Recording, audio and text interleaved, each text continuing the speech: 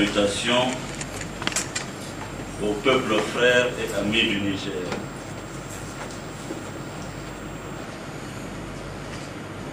Je veux aussi associer à ces remerciements, à ces salutations, les plus hautes autorités du Niger.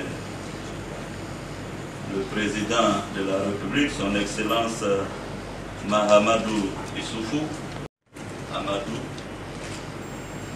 le Premier ministre, le gouvernement, pour l'attention particulière, l'accueil combien chaleureux qui m'a été réservé ici à Niamey. Et des idées à l'époque généreuses, déjà de l'intégration au niveau des mouvements étudiants que nous avons dirigés, lui ici au Niger avec l'USN, c'est bien ça, et moi en Côte d'Ivoire avec la FESI. Il était venu à Abidjan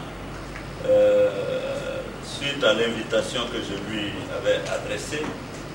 Et je me souviens des thèses, des longues nuits de débats que nous avions à l'époque et de l'Afrique que nous projetions.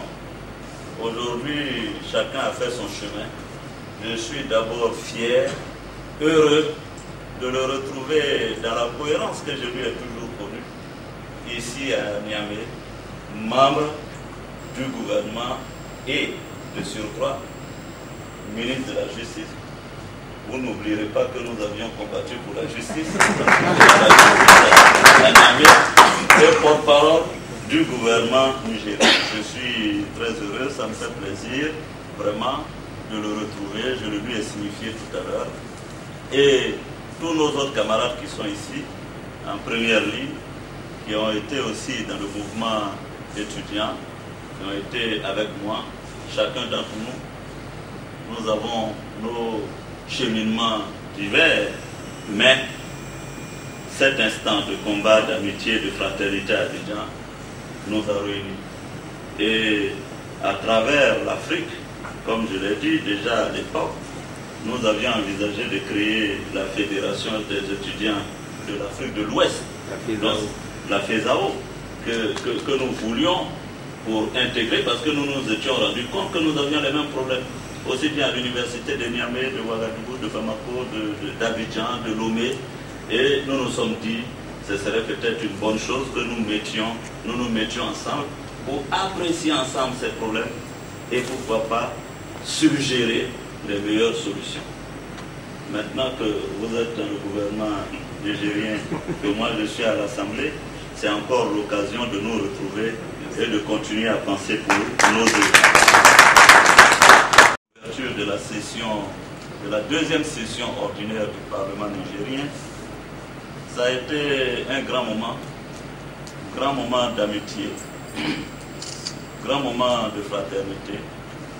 Nous avons surtout tenu à être là parce que le Parlement nigérien nous a honorés de par la présence de son président successivement aux deux sessions que nous avons organisées en Côte d'Ivoire.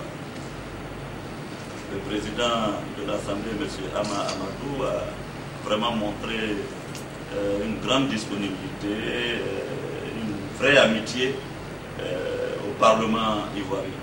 C'est pourquoi il était de notre devoir, et c'est agréable, d'être ici pour magnifier aussi les liens qui unissent le Niger à la Côte d'Ivoire. Ça a été donc l'occasion pour nous de prononcer un discours. Et à la suite, nous avons eu l'honneur de rencontrer le président de la République du Niger, M. Mahamadou Issoufou, avec qui nous avons parlé de la situation de la sous-région. Vous savez que nous sommes fortement préoccupés par ce qui se passe au Mali. Évidemment, il y a des liens avec la situation sécuritaire de toute la sous-région. Nous en sommes ensemble préoccupés et nous avons aussi esquissé des pistes de solutions en sachant bien entendu que le dossier est confié à la CEDEAO. Et j'ai trouvé un président de la République déterminé, connaissant parfaitement bien la situation et ayant maturé les solutions qu'il faut apporter à la crise malienne. Il m'a promis que, donc, avec le président de la CEDEAO, M. Alassane Draman Ouattara, avec qui il est permanemment en contact, très bientôt, des solutions pourraient être mises en œuvre. En tout cas, en ce qui me concerne, en tant que président de l'Assemblée, nous avons marqué notre soutien ferme donc, à cette prise de position.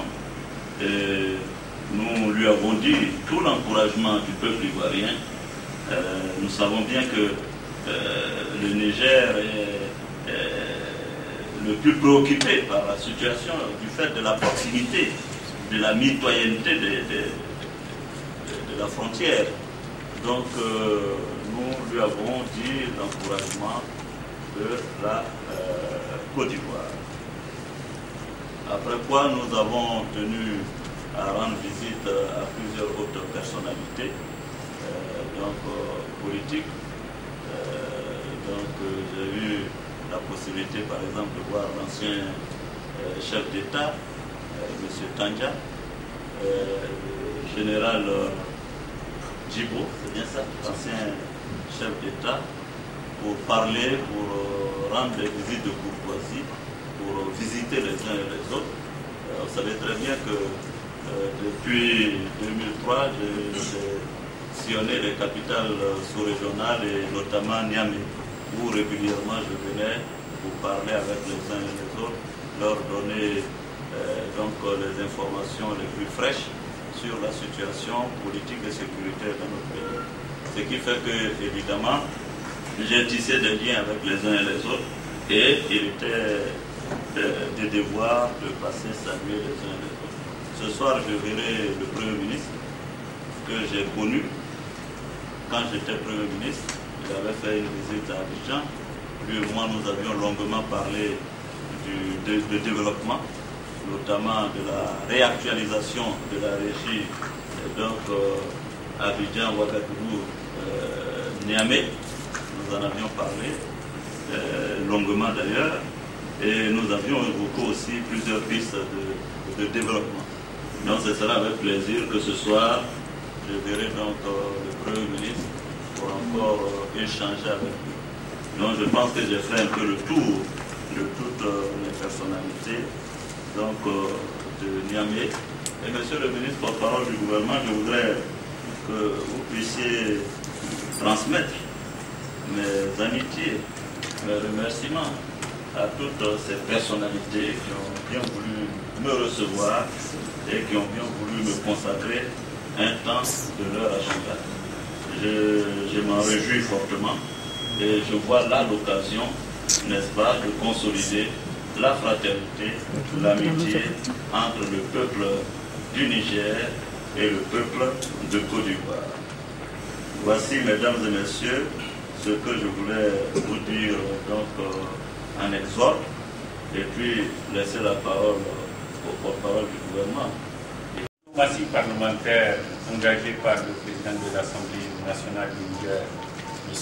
Amadou, qui, depuis qu'il est à la tête de cette institution, évidemment, a multiplié les visites aux assemblées nationales communes de l'Afrique de l'Ouest et qui a rendu possible d'une certaine manière ces échanges réguliers entre les institutions parlementaires de l'Afrique de l'Ouest.